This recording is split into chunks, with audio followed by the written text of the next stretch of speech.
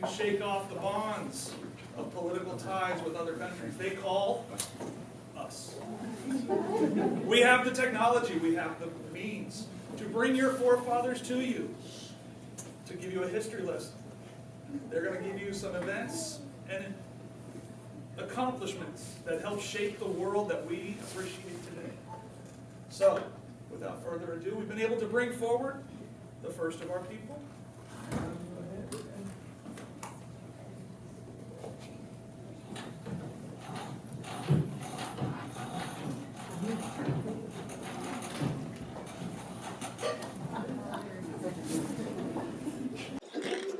Our first woman still remains in our hearts today as the creative designer for a beautiful symbol of American freedom, Miss Betsy Ross.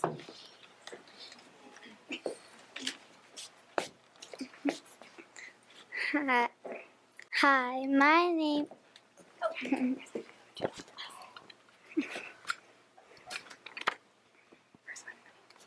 Hi, my name is Betsy Ross.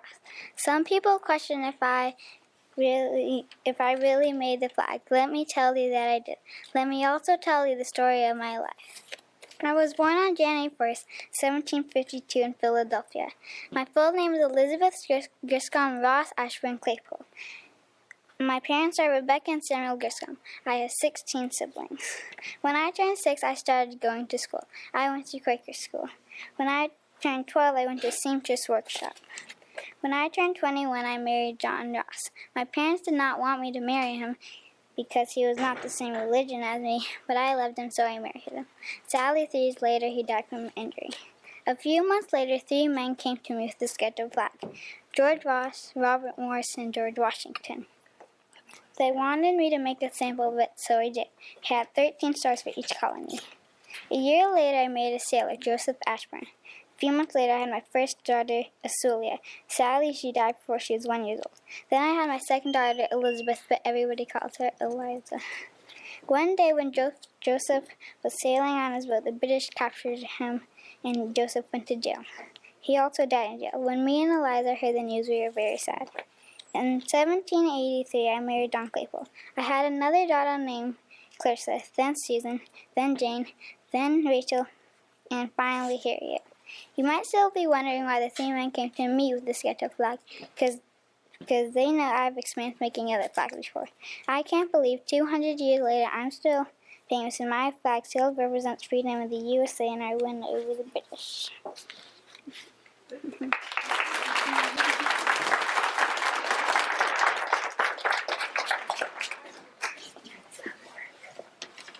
You're okay.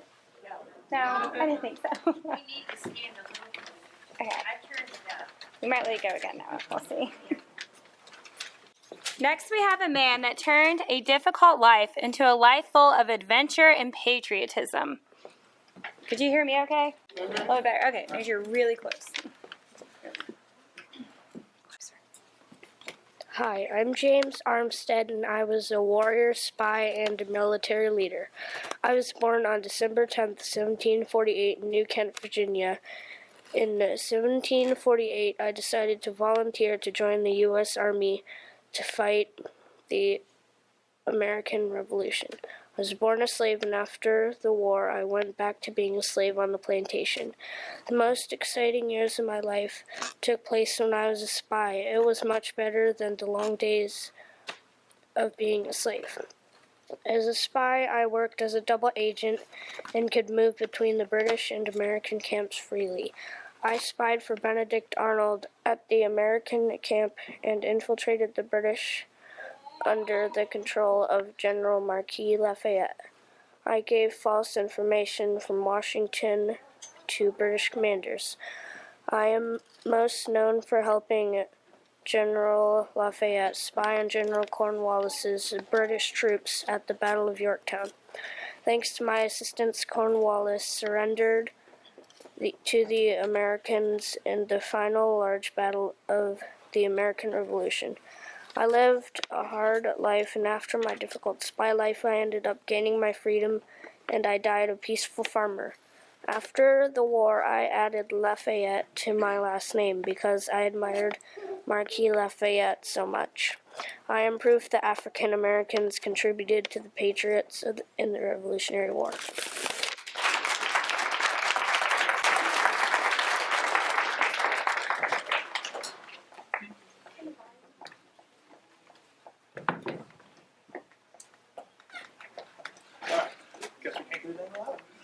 Our next gentleman, a true frontiersman that helped expand the borders of the United States, Mr. George Rogers Clark. Yes. Wow, I really had an awesome life. I am George Rogers Clark, and I was born on November 19th, 1752 in Virginia.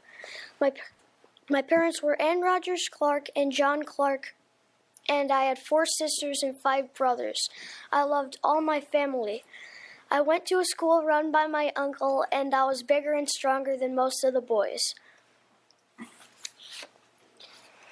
I was good at riding, trapping, and hunting. I wanted to be adventurous and successful. When I was 15, my grandpa taught me how to survey land. By 1776, I joined the military. All of my military achievements came before I was 30. One of my achievements was capturing 4 British forts. After I captured the forts, I had land that is now Wisconsin, Ohio, Indiana, Illinois, and Michigan.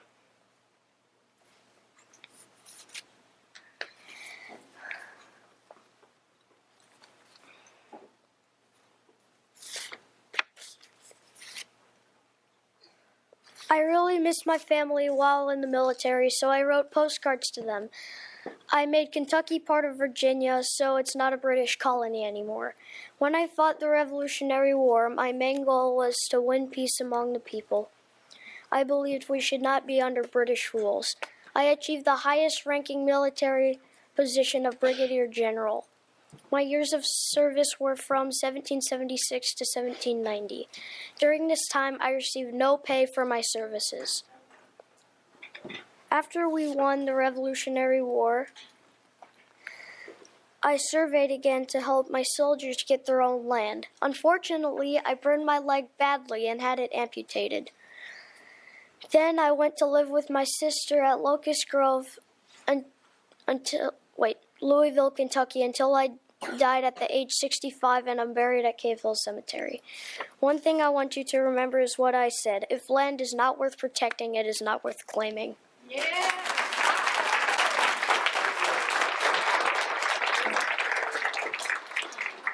If the ladies in the house are looking to trace their rights back, you need to look no further than Miss Penelope Parker.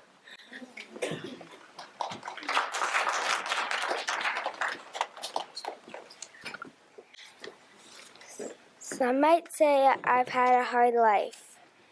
I was born on June 17, 1728 in Edmonton, North Carolina, along with 2 sisters. When I was a teenager, my dad and sister died the same year. So I had to care for my sister's children. I married John Hudson, and he died very soon. At 19, I was caring for 5 kids on my own.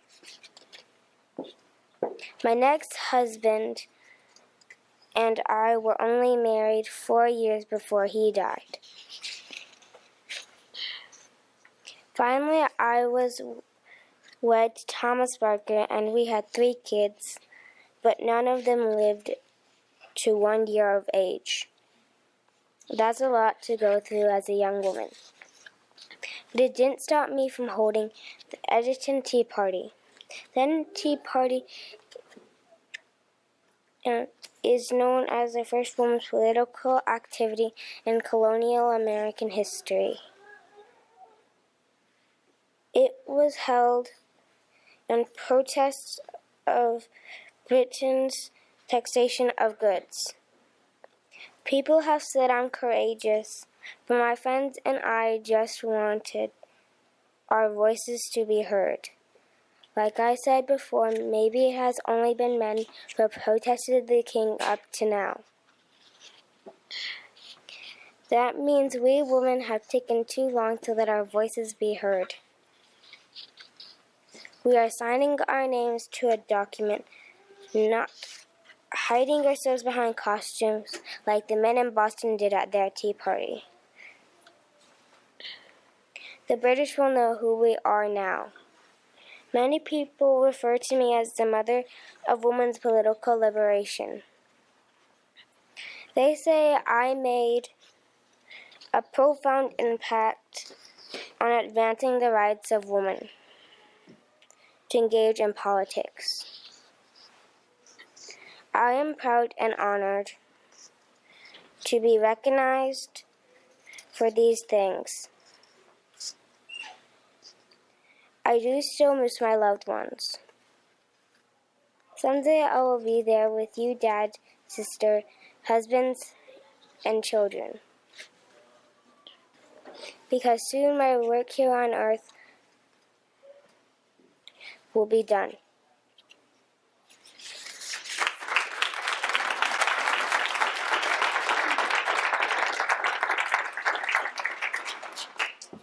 Next, we have the man with the most famous signature throughout the world, Mr. John Hancock.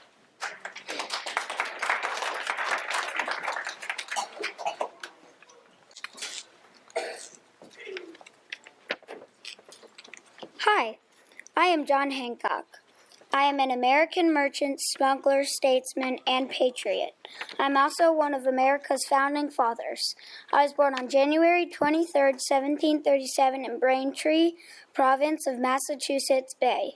My parents were Reverend John Hancock and Mary Hawk Thaxter. I have one brother and one sister. After my father died, I went to live with my uncle Thomas Hancock and Aunt Lydia Hancock. One of my best friends throughout my life was John Adams. I went to Boston Latin School and graduated from Harvard College at the age of 17. After school, I started working for my uncle and lived in England for a year in order to build customer relationships. My uncle Thomas Hancock owned the Hancock House, which imported and exported goods in and out of the country. He was very successful in business. I became one of the wealthiest men in the colonies because my uncle left me his company when he died. I took over and followed in his footsteps, continuing the success of the Hancock House and expanding my wealth. I felt sad that my uncle died because he was like a father to me, but I am happy for all the opportunities that he left me. Due to the nature of my business, I was interested in politics and selected as president of the Continental Congress, and during that time, I was the first person to sign the Declaration of Independence. I became the first governor of Massachusetts during the Revolutionary War and the third governor after the war had ended. I played a really big role in the revolution. Besides my leadership while in office, I also fought in battle. I helped create the document that established America, and that was my life.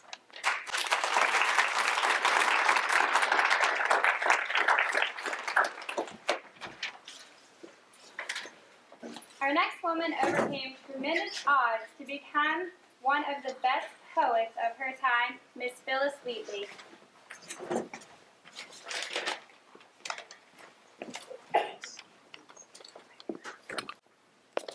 In the late 18th century in Boston, Massachusetts, the Wheatleys bought me to be their house slave. I was about 7 years old. My 2 front teeth were missing. They renamed me Phyllis Wheatley. English became my second language. The Wheatleys taught me how to read and write English. I was a natural poet and wonderful with words. Despite having intellectual freedom, I was still the Wheatley slave. I was enslaved to cook and clean for the Wheatleys until they died. In 2008, Vincent Carretta wrote a biography about me. He called it Philip Wheatley, A Biography of a Genius in Bondage. I like the title. He writes that I was born in Senegal, West Africa. Senegal has a picture of me on a stamp. My genius is amplified in my poetry. I was the first black woman published in colonial America. At the time, I was the second woman ever published in colonial America. I am an impressive woman poet. When I was younger, my poems and books were very popular. But when the Revolutionary War started, my books were not as popular anymore. And I had a hard time making money. I felt sad about my books. I also felt sad that Vincent, the author, did not find any actual proof that I had children and that I was a mother. It has been over 250 years now. I am popular again. Google me. I have an elementary, middle, and high schools named after me, even right here in Louisville, Kentucky. There is a Phillips Wheatley Elementary School. I have been many things in my life. I was enslaved. I am now free. I am smart. I am a poet. I am a woman. I am an American colonist. I am proud. Today there is a statue in Boston, Massachusetts that shows some of my poetry. Come by and see my statue soon.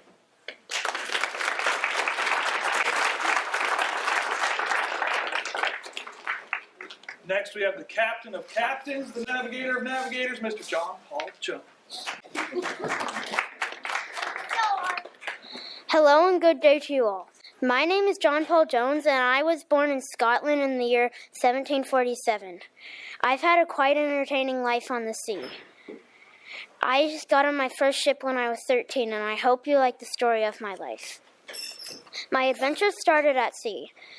I started my naval career when I was 13, and after serving a few British ships, some were involved in slave trade, and I witnessed inhumanity in this and did not want to be a part of it. After that, I had an argument with my crew member over wages and killed him in self-defense.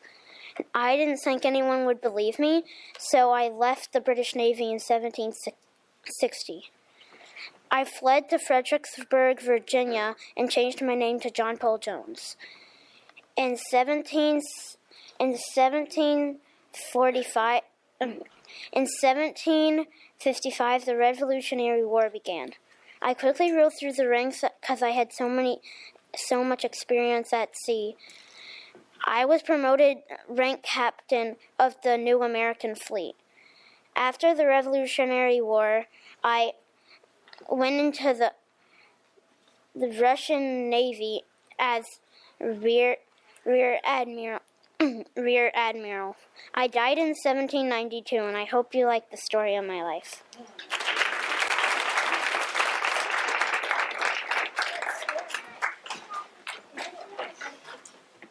Next we have a man that makes us think of furniture, at least me.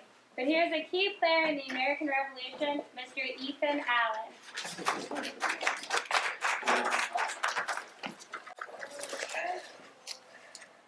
My name is Ethan. My name is Ethan Allen. I was born in Litchfield, Connecticut, on January 21st, 1738. I had a good time at school, but when my father passed away, and I had to take control of the farm. People told me that I was passionate about being a leader and had strong ideas. Many people know me as the military leader of the Green Mountain Boys. I led us to victory to capture Fort Ticonderoga from the British. The worst part was when I was captured and sent to England for 2 years. Many people remember me for my bravery and sacrifice for the Green Mountain Boys. I also paved the way for Vermont to become a state. I died in 1789, 2 years after my death. Vermont joined the United States of America. I was a very successful leader of the Green Mountain Boys during the Revolutionary War. Today, the flag of the Green Mountain Boys is still used by the Vermont National Guard.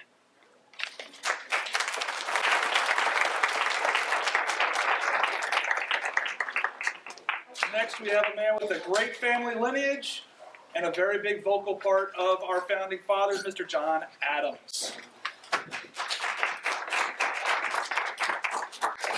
Hello, fellow people. My name is John Adams.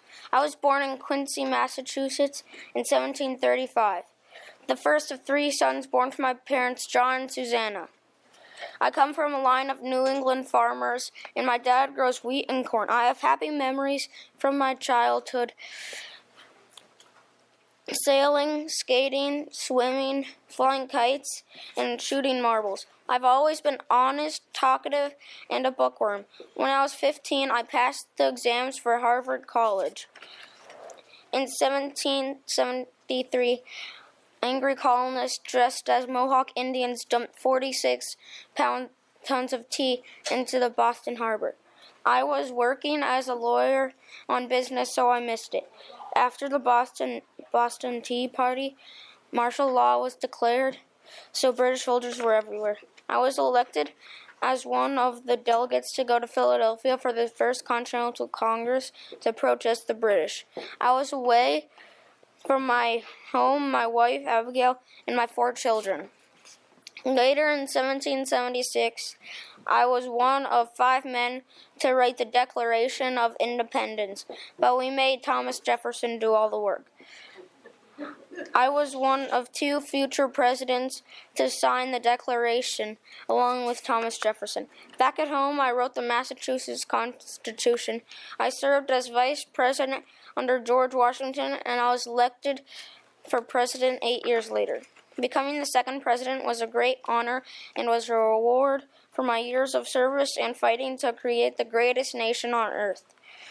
Although many years away from my family, I was able to retire after my presidency to a farm where Abigail and I spent our final years with friends and family.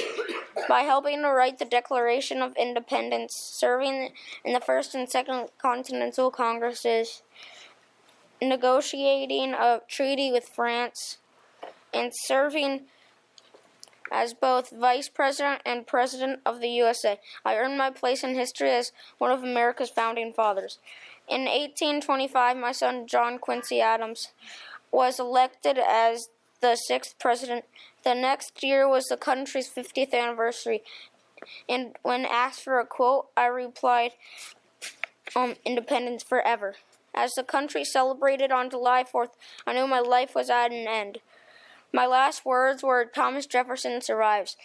But I was wrong, since my fellow patriot died 5 hours earlier. I was buried next to Abigail.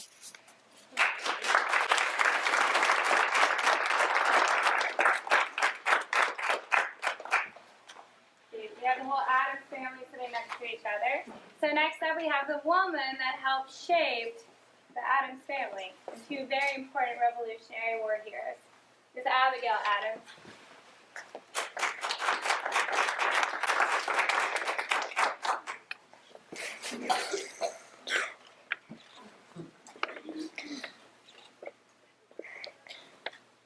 I was a smart and independent colonial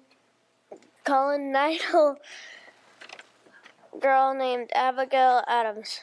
I was not only the wife of a president, I was the mother of one as well. I was the first Lady to live in the White House. I was born November 22nd, 1744, in Weymouth, Massachusetts. Although I was very outspoken about my need for girls to have the same level of public education as boys, I myself was too sick as a child to receive a formal education. However, I was taught to read and write and given access to my father and grandfather's large libraries, where I could educate myself further. I was a young lady when I first met John Adams, who was working as a lawyer. Over time, I found that John and I enjoyed each other's company. I liked John's sense of humor and his ambition, and he was attracted to my intelligence and outspoken wit. In 1762, we became engaged and to be married. My father thought we were a good match, but my mother thought I could do better than a simple country lawyer. Little did she know that one day she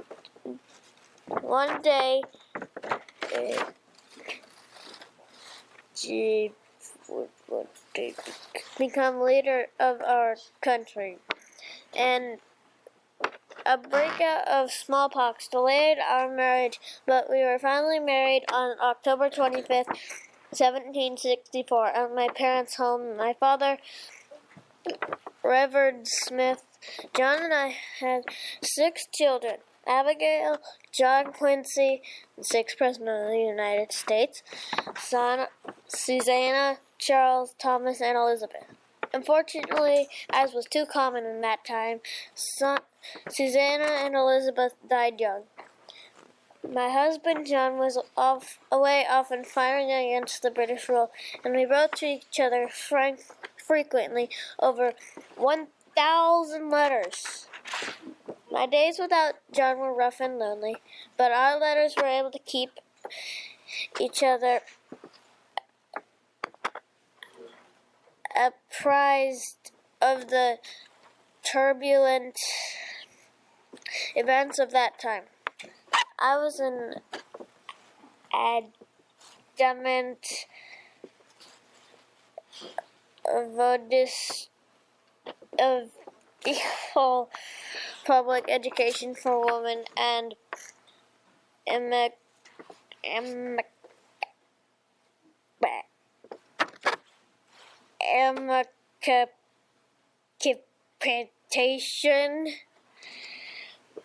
of African American slaves.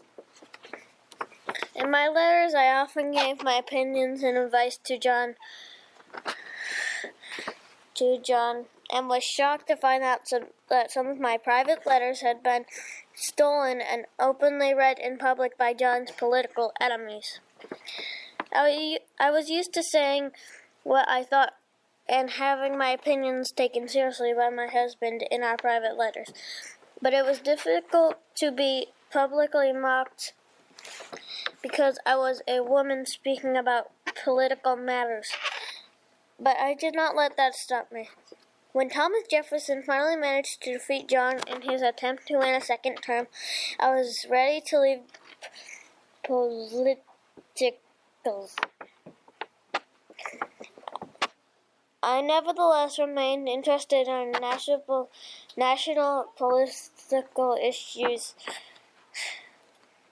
Many years passed, and finally a day came when I lay sick in bed. I told John these words: "I do not wish to live if I am useless." I closed my eyes and died there in John's arms on October 28, 1818.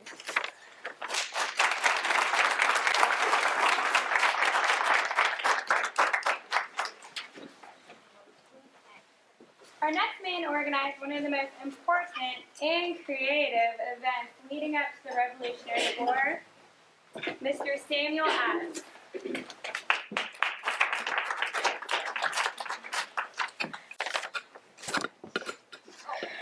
My dear lads and ladies, I've had a quite exciting life. My name is Samuel Adams. I was born on September 27, 1722, in Boston, Massachusetts. I was related to John Adams, my cousin. I was an unsuccessful brewer, a great politician, and a poor businessman. I organized the Boston Tea Party. I had a Master of Arts at Harvard. I organized the most rebellious act against the British. It was my idea to disguise as Indians and throw tea off a British ship. Take that, British! The Boston Tea Party was one of the largest factors in the start of the Revolutionary War. Oh no, I've just heard someone is using my name to sell beer. I would get them back, but I died on October 2nd, 1803.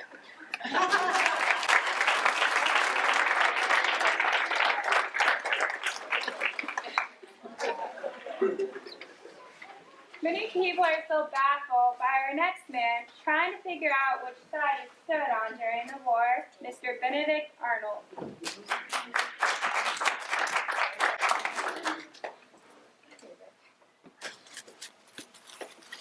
Whoa, many people didn't like me. My name is Benedict Arnold. I was born in 1741 in Norwich, Connecticut, with a wealthy upbringing. Before becoming a powerful leader, I was in the apothecary business. You may wonder, what is that? It's a fancy name for someone that sells medicine. Throughout the years, I confused many people about which side I was on. The British or the Americans. The rumor is I started off as a true patriot, but changed sides after living in Europe. I think I became a military leader because I did not like taking orders from other people. I helped bring about the surrender of British forces at Saratoga, New York. During that time, I was a general in the Colonial Army and was seriously wounded in battle twice. After that, I chose to join the British side and was a wealthy general by the end of my life. After the American Revolutionary War, I spent my last years as a merchant. I'm also known as a famous trader and apothecary and courageous war general for both the colonial and British armies. Most people think of me as an American hero, but I always felt British at heart.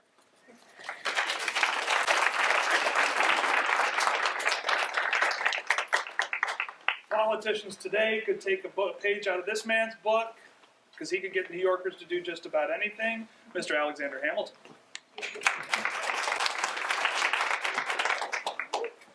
Hi, my name is Alexander Hamilton. I was born in 1755 in the West Indies. I became an orphan at the age of 12. In 1772, I went to the American colonies and I went to King's College. I studied politics, but the Revolutionary War was gearing up, so I decided to fight at the age of 18. Soon I became George Washington's trusted aide. I became lonely during the war, and I found a beautiful lady named Elizabeth to become my wife. George and I parted ways, and I began my job's laws, well known as for decorating the Federalist Papers, that led to the Constitution. I became the first Treasury Secretary to stabilize the economy. I am part of your American history. Becoming George Washington's trusted aide was life-changing. The Revolutionary War was a turning point for our country's history. We were fighting for our freedom from the British, and if we did not go to war with the British, we would all not have freedoms you have today. I hope you learned some interesting facts about my life.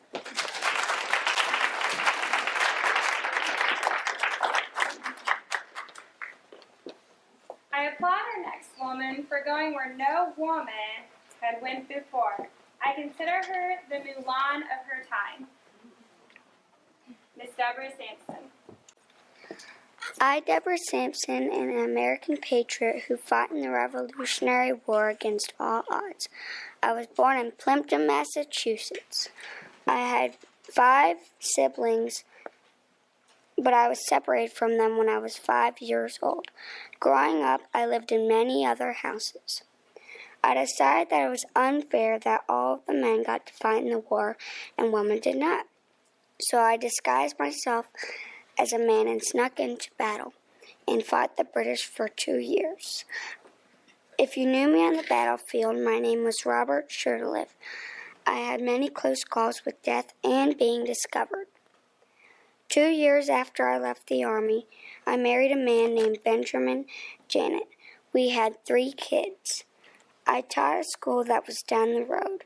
I loved teaching the kids. I taught them everything I knew. I traveled to big cities and gave speeches about my life as a soldier. People call me brave for fighting in the war, but it was worth it. I hope people see me as a role model for future women soldiers.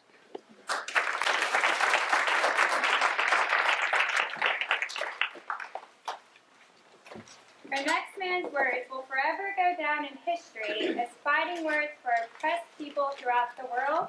Mr. Patrick Henry.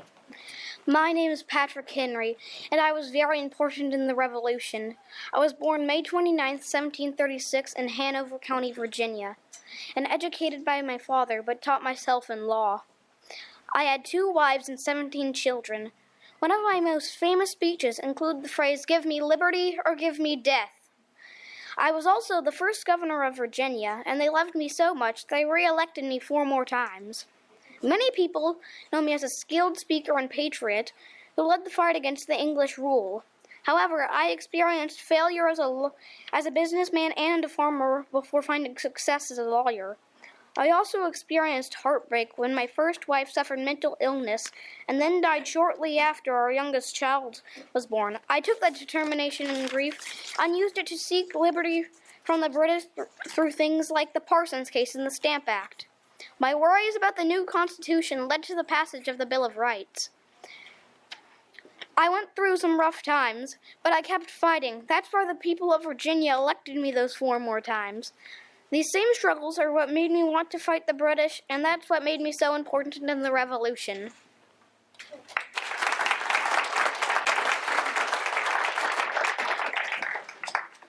If you need something written down to inspire your men, look no further than Mr. Thomas Paine.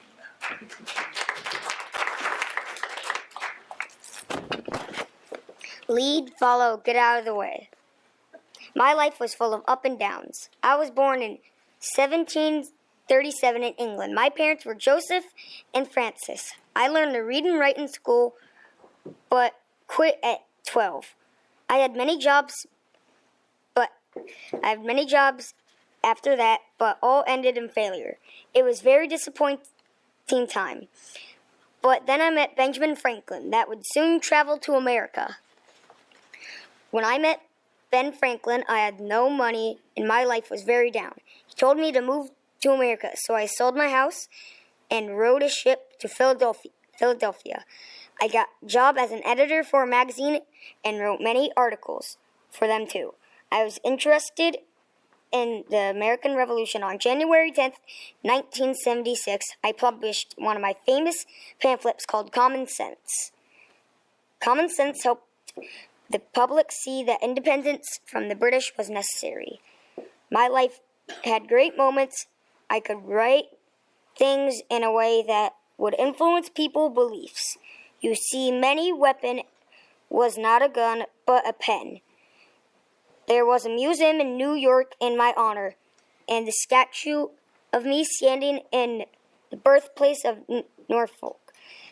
The statue holds a quill in my book, Rights of Man. People may not have always believed in me, but I was able to leave my mark in history.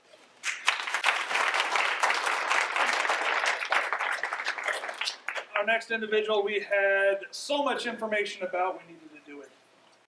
Mr. James Armistead.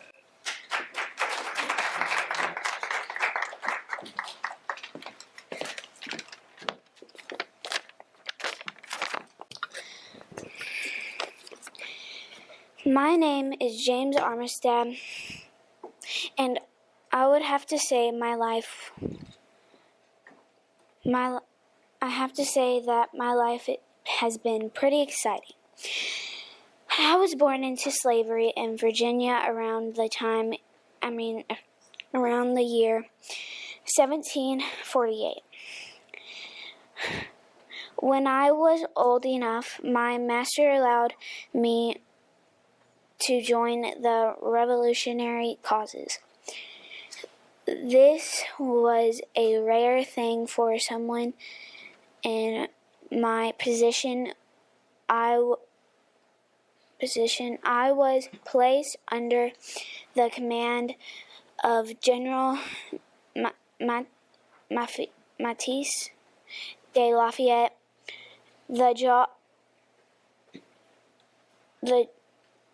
The commander of our friendly French forces, General Lafayette, gave me the job for being a spy. I hoped that I would be able to gather information about our enemies'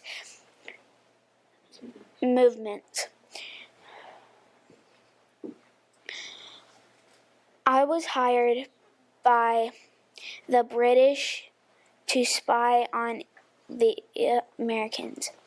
I was able to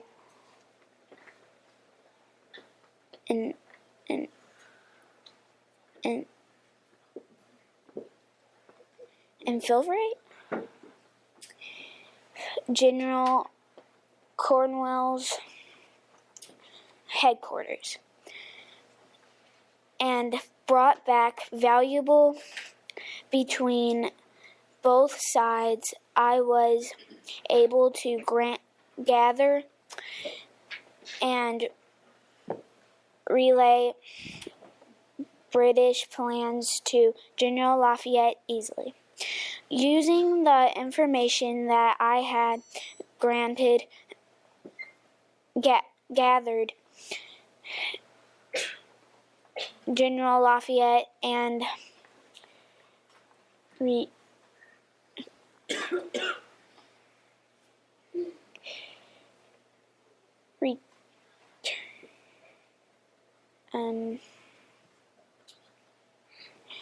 requirements to Yorktown, Virginia.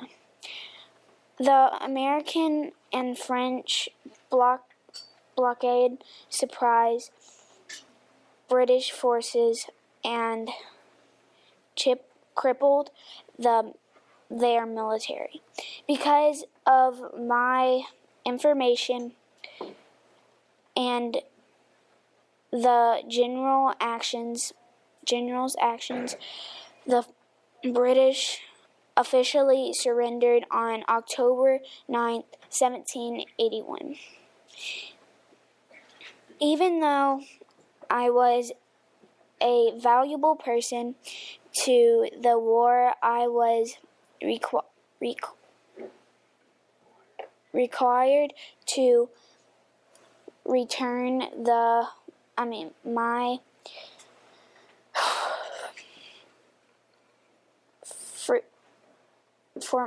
former master as a slave. I later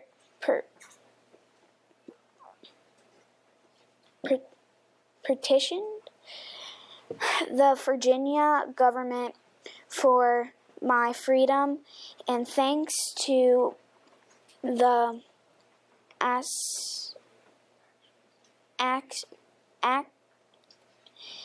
actions of General Lafayette, I was granted my freedom in 1787. I was moved south and brought 40 acres of land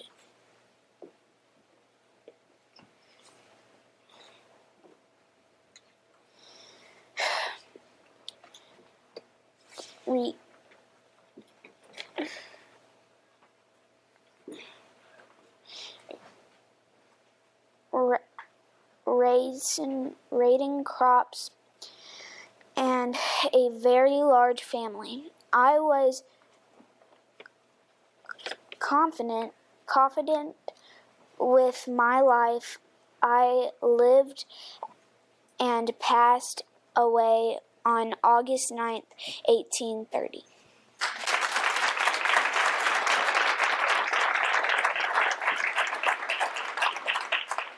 Looking back, the next lady redefined the roles of women in combat is Molly Pitcher.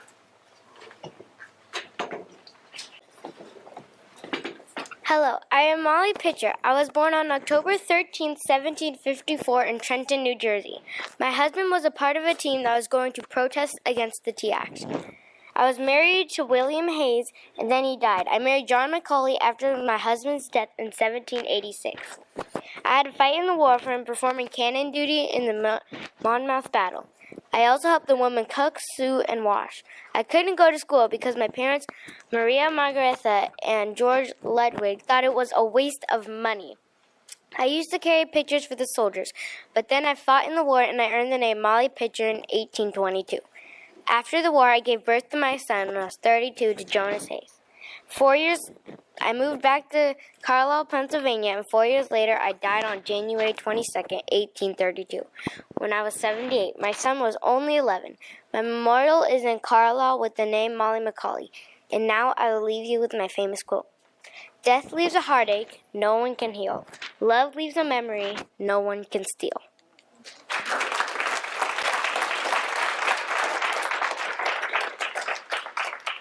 You want to get the word out? Call Paul Revere. Hello, my name is Paul Revere. I was born in Boston on December 1st, 1775. My parents were Deborah Hitchborn and Apollo Trevor. I was the second oldest out of 11 siblings. I attended to the Walden Riding School at age 7 to 13. People told me I'm smart, ambitious, and good-looking. I followed in my father's footsteps as a gold and silversmith. At age 19, I joined the Revolutionary War Army. I rode a dangerous path to warn the colonists that the British were coming. My famous ride from Lexington to Concord put me on the map in history. But did you know I was a dentist? At age 19, my father died, so I took over the family business to help my mother and my siblings. I married my first wife, Sarah Orrin, in 1757. We had 8 beautiful children, but in 1773, she died unexpectedly. I remarried Rachel Walker, and we had 8 more children. During the Revolutionary time, I was a spy reporting every British soldier's movement. Without me, John Hancock and Samuel Adams could have been killed by the approaching British army. I fought and defended my country, my family, my land. I was ready to die for my nation, the United States of America. From battle to battle, I fought so that you and I can be free today. I miss my family and my children while on the battlefield. But I knew one day we will be together again in this newly independent nation. America the Great, America Independent. I am a true Revolutionary War hero. I am Paul Revere.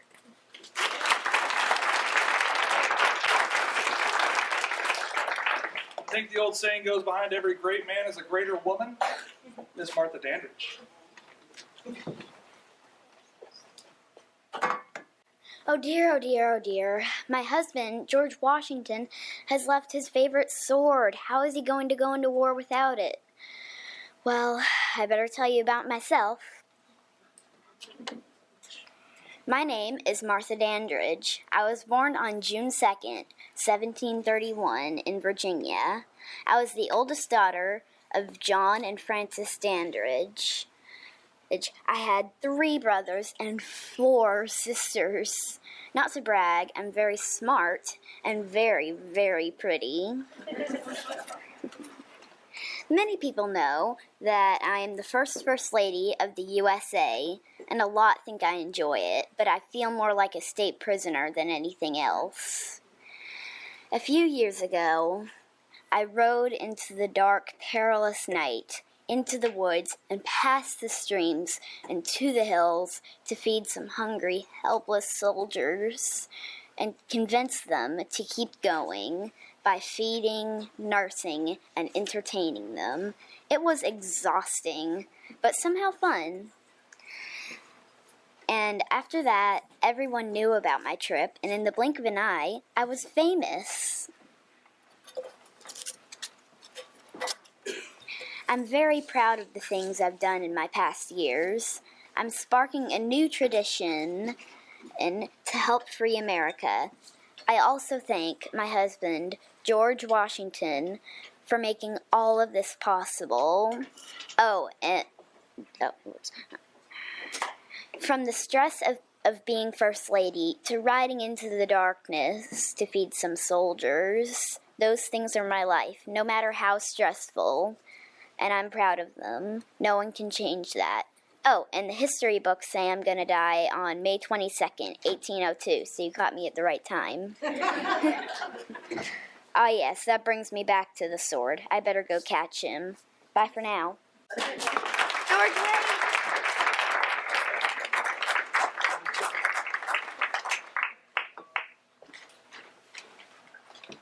A great diplomat and that wacky inventor, Mr. Benjamin Franklin.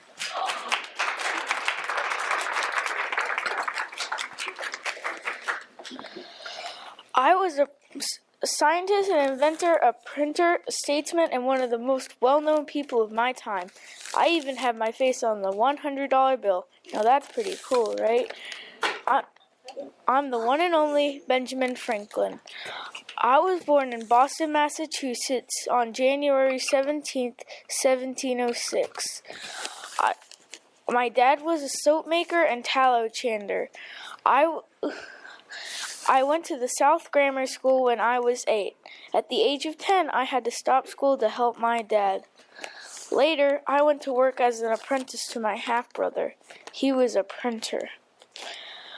In 1730, I married Deborah Reed. We were very happy together. We had 2 children. I then began a lot of scientific discoveries. I created the Franklin stove, swim fins, bifocals, but I'm most known for the lightning rod. Some even called me the man who tamed lightning. My wife died in 1774. It was very hard for me because she was my best companion. That same year, I became the French ambassador. I was very popular. I got the French to sign a treaty to fight on our side. I felt honored that I made this friendship because we could not win the Revolutionary War without France. In 84 years, I led an amazing life. My inventions helped people in the world, my writings helped shape America, and my diplomacy helped win America's independence. This is why I am known as the first American.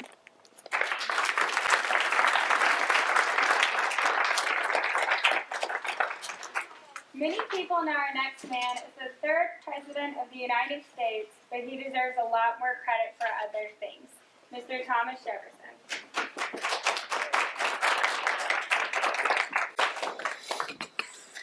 Hello, people of Walden. My name is Thomas Jefferson, but you can call me TJ. I had a very, very busy life. Talking about life, let me tell you about it. I was born in Shadwell, Virginia, April 13th, 1743.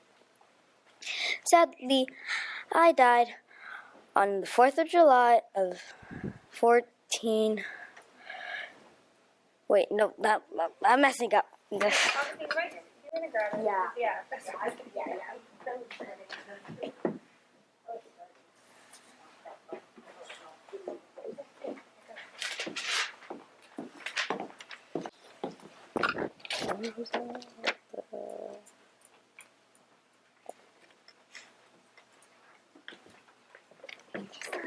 Yeah, just gonna start.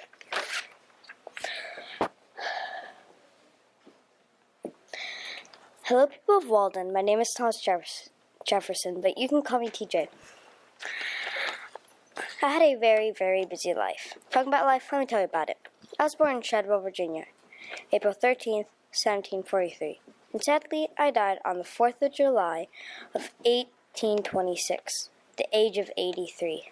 During my lifetime, I did the following. I helped with the Louisiana Purchase. I helped write the Declaration of Independence. On the 4th of July of 1776, after 17 days of writing, we finally finished writing the very important Declaration of Independence. If you're wondering what is so important about this Declaration of Independence, I'm about to tell you, so just be patient, please.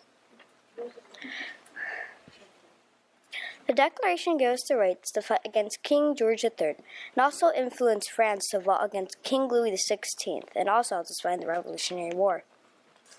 Not only did the Declaration do all that, but also showed the colonists the rights that Great Britain was not letting them have that all humans deserve. By writing the Declaration of Independence, I gave freedom to myself and the rest of the country. And you cannot imagine joy from freeing your country from powerful tyrants. Just a reminder that I was talking about the Declaration of Independence and that I was the 3rd President of the United States of America. And please, no more taxes.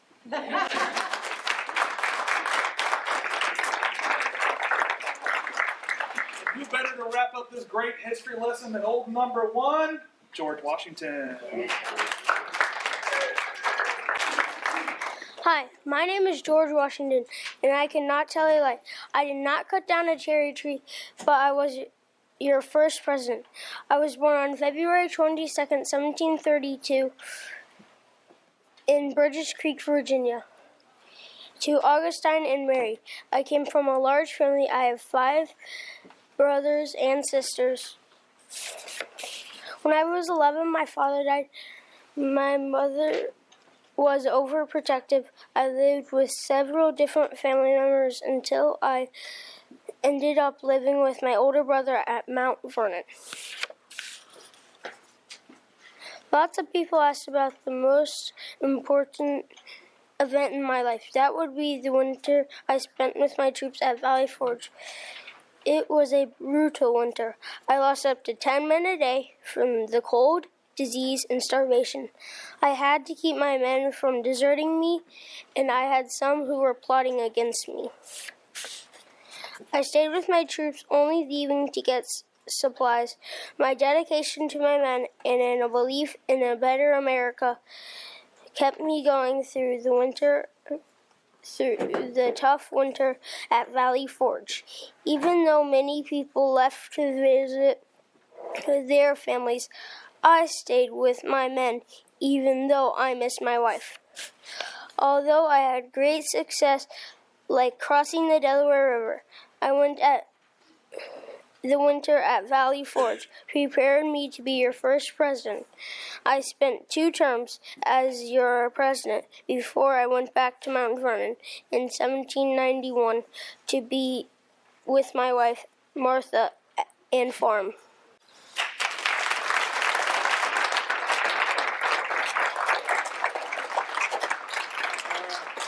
That concludes our program.